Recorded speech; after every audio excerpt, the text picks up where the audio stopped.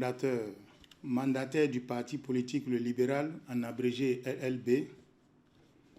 ont transmis par la lettre sans numéro en date du 2 août 2024 au ministère de l'Intérieur et de la Sécurité publique le dossier de déclaration administrative de constitution de leur parti politique. Ce dossier a été enregistré au secrétariat administratif du ministère sous le numéro 5544 en date du 2 août 2024. Conformément aux dispositions de la loi numéro 2018-23 du 17 septembre 2018 portant charte des partis politiques en République du Bénin, tel que modifié et complété par la loi numéro 2019-41 du 15 novembre 2019, ce dossier a été étudié. Au terme de l'étude du dit dossier, il a été notifié à nouveau le 19 février 2025 aux responsables du parti politique Le Libéral un récapitulatif des insuffisances relevées sur une page et annexé à la lettre numéro 215 en date du même jour. Enfin, par la lettre numéro 009 du 14 avril 2025 enregistrée à la même date au secrétariat administratif du ministère sous le numéro 2104, les membres fondateurs mandataires du parti politique Le Libéral ont transmis la version corrigée de la déclaration administrative de constitution de leur parti politique à l'issue de l'Assemblée générale constitutive tenue à Abomey-Calavi le samedi 5 avril 2025. Ce dernier dossier, ne souffrant d'aucune insuffisance, il a été délivré le 28 avril 2025 aux responsables du dit parti politique, le récépissé provisoire en date du 25 avril 2025.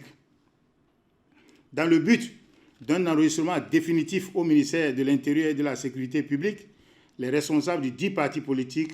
ont envoyé par lettre numéro 021 du 7 mai 2025, enregistrée à la même date au secrétariat administratif du ministère sous le numéro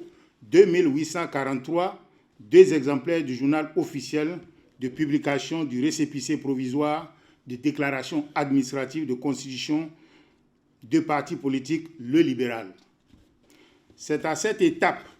que j'ai été informé de sources dignes de foi des faits de corruption avérés mettant en cause 2 cadres du ministère, dont l'un de la direction des partis politiques et des affaires électorales et l'autre de la direction des affaires intérieures et des cultes sur le même dossier. En effet, le cadre en service à la direction des affaires intérieures et des cultes aurait